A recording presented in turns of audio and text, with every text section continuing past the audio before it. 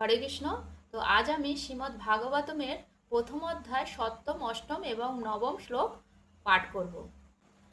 শ্লোক ৭। অস্মাকন্তু বিশিষ্টা যে তান্নি বোধ দ্বিজিতম নায়কা মম সৈন্যস্য সংঘার্থম তান ব্রবীমিতে। গীতার গান। আমাদের মধ্যে যারা বিশিষ্ট মহান দ্বিজোত্তম শুনো তাহা করিয়া মনন। সেনাপতি যে যে সব মম সৈন্য পাশে সংজ্ঞার্থে তোমারে কহি অশেষ বিশেষে।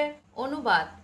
হে দ্বিজোত্তম, আমাদের পক্ষে যে সমস্ত বিশিষ্ট সেনাপতি সামরিক শক্তি পরিচালনার জন্য রয়েছেন, আপনার অবগতির জন্য আমি তাদের সম্বন্ধে বলছি। শ্লোক ৮। ভবান ভীষ্মশ্চ কর্ণশ্চ কৃপশ্চ সমিতিঞ্জয় অশ্বত্থামা বিকর্ণশ্চ সৌমদত্তিস্ততৈব চ।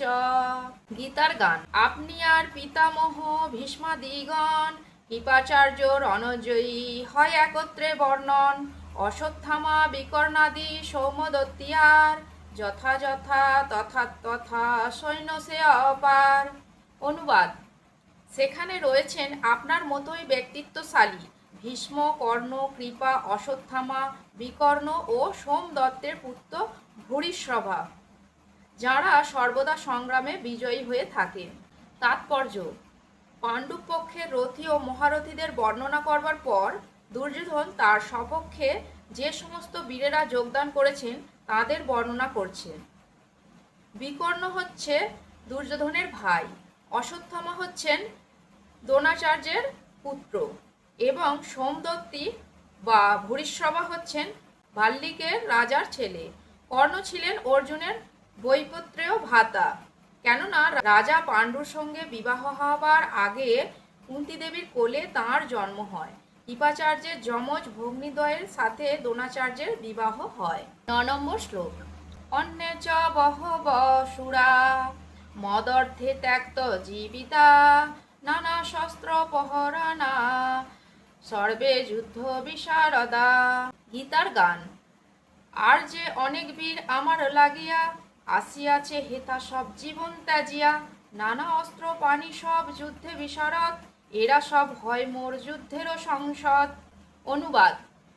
এছাড়া আরও বহু সেনানায়ক রয়েছেন যারা আমার জন্য তাদের জীবন ত্যাগ করতে প্রস্তুত। তারা সকলেই নানা প্রকার অস্ত্রশস্ত্রে সজ্জিত এবং তারা সকলেই সামরিক বিজ্ঞানে বিশারদ। তাৎপর্য। অন্য আর যে সমস্ত বীরেরা দুর্যোধনের পক্ষে ছিলেন, যেমন জয়দ্রথ, কৃতবর্মা, শল্য আদি, এরা সকলেই দুর্যোধনের জন্য প্রাণ পর্যন্ত দিতে প্রস্তুত ছিলেন। এখানে স্পষ্টভাবে বুঝিয়ে দেওয়া হয়েছে যে পাপিষ্ঠ দুর্যোধনের পক্ষ অবলম্বন করার ফলে কুরুক্ষেত্রের রণাঙ্গনে এদের সকলেরই মৃত্যু অবধারিত ছিল। দুর্যোধনের কিন্তু দৃঢ় বিশ্বাস ছিল যে এই সমস্ত বীর পুঙ্গবেরা স্বপক্ষে থাকায় তার জয় অনিবার্য। হরে কৃষ্ণ।